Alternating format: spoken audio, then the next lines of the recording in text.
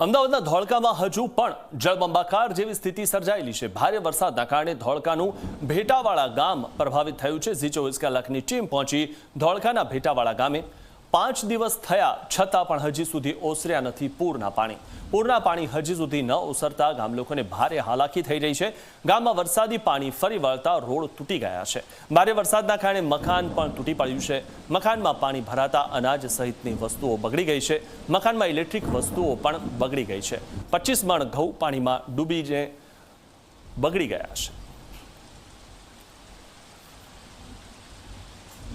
ધોળકાના ભેટાવાળા ગામ ખાતે પહોંચ્યું છું। જે ભેટાવાળા ગામમાં હજુ પણ પાણી ભરાયેલા છે અને જે પ્રકારની સ્થિતિ એ ભારે વરસાદની રહી હતી એ ભારે વરસાદ વચ્ચે આ જે ભેટાવાળા ગામ દેખાય છે અને ત્યાં એ પાણી ભરાયેલા પણ દેખાય છે। એ જગ્યા ઉપર અહીંયાથી એ પાણીનો પ્રવાહ એટલો બધો હતો કે તેના કારણે આ રસ્તાની નીચેનો એ માટીનો ભાગ જે છે એ ધોવાયો અને રસ્તો જે છે એ અહીંયા તૂટ્યો છે। આ એક જગ્યાએ નહીં પરંતુ અલગ અલગ પેસેજમાં આ પ્રકારે ગામમાંથી પસાર થતો એ મુખ્ય માર્ગ જે છે એ જમીન ધસી પડવાના કારણે તૂટી પડ્યો છે અને ત્યાં આ રીતે એક ચેતવણી માટે વસ્તુઓ જે છે એ મૂકવામાં આવી છે અને સાથે આ જે દ્રશ્યો એ જોઈ શકાય છે। આ ભેટાવાળા પ્રાથમિક શાળા કે જેની અંદર એક ગેટ છે એ પાણીમાં ગરકાવ છે, સાથે ગ્રામ પંચાયત પણ પાણીમાં ગરકાવ થઈ હતી।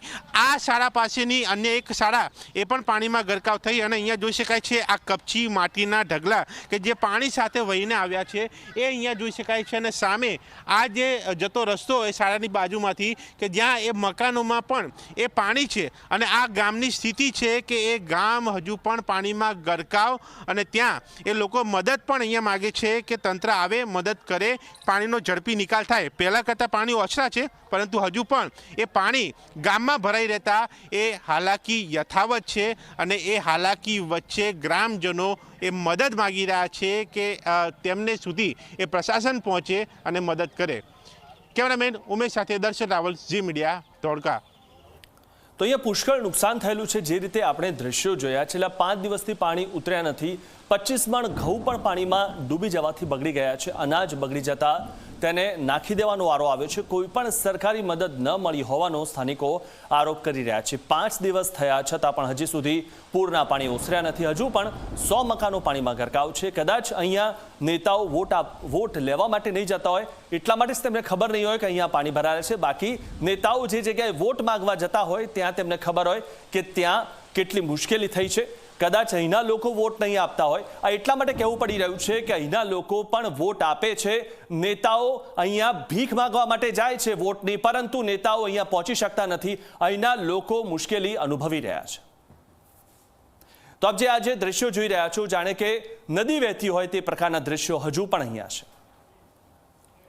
ધોળકાના ભેટાવાળા ગામે છું કે જ્યાં હજુ પણ એ પૂર જેવી સ્થિતિ એટલા માટે કારણ કે હજુ પણ આ ગામમાંથી એ પાણી એ ફોર્સમાં વહી રહ્યા છે અને જે પ્રકારની સ્થિતિ એ ભારે વરસાદ વચ્ચે સર્જાઈ હતી કે જ્યાં ભેટાવાળા ગામમાં એ ગામ પાણીમાં ગરકાવ થયું, જેને લઈને એ જોઈ શકાય છે સામે એ મકાનની છત એ તૂટેલી, એ પાણી મકાનની અંદરથી વહી રહ્યું છે અને એ રસ્તાઓ પરથી ગામમાં જતું આ પાણી અને એનો એ ફોર્સ જોઈ શકાય છે અને ફોર્સના કારણે અહીંયા આ ગામનો એ રસ્તો એ પણ જોઈ શકાય છે કે જે રસ્તો જે છે એ અહીંયા તૂટ્યો છે। રસ્તાની નીચેની જમીન એ અહીંયા ધસી પડી છે અને એ જમીન જો ખસે તો રસ્તો પણ આખો બેસી જાય એવી શક્યતા છે કે જેના કારણે એ વાહન વ્યવહાર અસરગ્રસ્ત બને અને અહીંયા જોઈ શકાય છે એ ગામની અસર।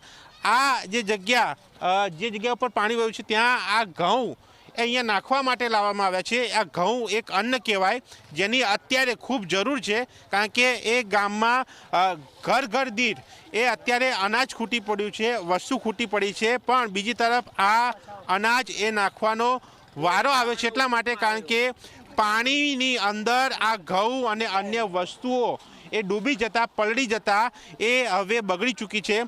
બેન, આ તમે લઈને આવ્યા, કેટલી વસ્તુઓ આવી બગડી ચૂકી છે, કેટલા ઘઉં બગડ્યા? અમારા ઘરે તો ઘણા બધા ઘઉં હતા પણ કેટલા બધા બગડી ગયા છે અમારા ઘઉં। તે હવે તો એની કઈ જરૂર નથી એટલે નાખવા તો પડે જ। કેટલા મણ હશે? આશરે તો 50 મણ તો હશે જ। કેટલું પાણી ભરાયું હતું? ઘણું આટલો કેડ હમાણું પાણી ભરાયું હતું અમારા ઘરમાં અને બધું પલળી ગયું છે। તો કોઈ વસ્તુ બચી ખરા કે નહીં ના ઘરમાં? એવી કોક વસ્તુ બગડી છે અને ઘણી બધી વસ્તુઓ બગડી ગઈ છે. ઘણી બધી થોડીક વસ્તુ સારી છે પણ ખાવા પીવાની બધી વસ્તુ ને ઘઉં ને એવું બધું બગડી ગયું છે. પાણી છે ઘરમાં કે ઉતરી પાણી ગયું? આજે ઉતરી ગયું છે. થોડું વ્યવસ્થા થઈ ગઈ છે ખાવા પીવાની ને બધી સારું છે. બીજા લોકો સાથે પણ વાત કરીશું. આપનું શું કહેવું છે આ ભેટાવાડાની સ્થિતિ? ભેટાવાડાની સ્થિતિ અત્યંત ગંભીર છે અને આ પાણી એટલું ઝડપી આવ્યું છે ધોળકા નગરપાલિકા સાઈડથી કે અમારા ગામનો પૂરો વિનાશ કરી નાખ્યો છે. અને આ પાણી એટલું ઝડપી વધ્યું છે કે કોઈ પણ માણસે પોતાની ખાદ્ય સામગ્રી લીધી નથી. દરેકના ઘરમાં 20 મણ 25 મણ ઘઉં હતા એ બધા પલ્લી જશે ત્યારે ખાવાનો લોટ કોઈ ગામના કોઈ વ્યક્તિ જોડે નથી. આ તો આંબારેલી પારલી નેસડાના લોકો છે રોગટના કે ટ્રેક્ટર લઈ અને ગામની સુવિધા પૂરી પાડે છે. બાકી પાછળના શાંતિનગર અને હરિજનવાદ સમાજ વણકર સમાજ છે એ લોકોને તો ખાવાનું સહેજ પણ નથી. 3 દિવસથી 3 દિવસથી એ લોકો ભૂખ્યા જ છે. આ લોકો જમવા આલે છે એમને. મકાન પણ તૂટ્યા છે. એમના મકાન પાણીમાં પૂરા ગરકાવ થઈ ગયા છે. અહીંયા પણ મકાન તૂટ્યું છે. હા તૂટ્યા છે ને સાહેબ. ગામની અંદર 30 થી 35 મકાન તો એકદમ ઓલરેડી ઓકે તૂટી જ ગયા છે. કોઈને કંઈ ખાવા પીવા કંઈ છે જ નહીં અત્યારે હાલની અંદર. અને કોઈ પણ અધિકારી કે કોઈ ધારાસભ્ય કે કોઈ પણ આવ્યો નથી અત્યારની તારીખમાં.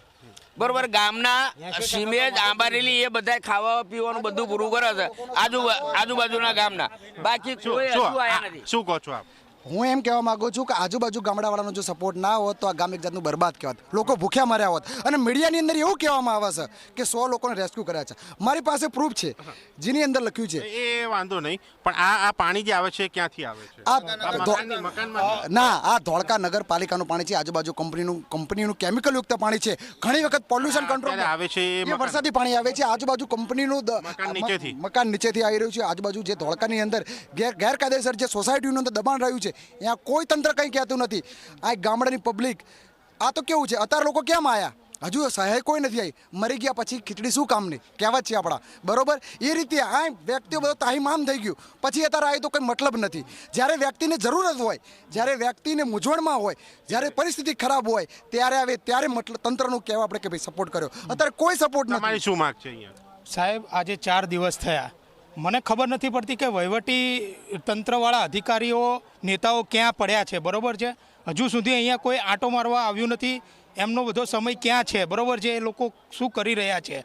આ પાણી ધોળકા નગરપાલિકાનું તમામ ગટરનું પાણી 15 વર્ષથી અમારા ભેટાવાડા ગામમાં આવે છે. અનેક રજૂઆતો, આંદોલનો, ભૂખ હડતાળ કરવા છતાં એનું સોલ્યુશન તો આવ્યું જ નથી.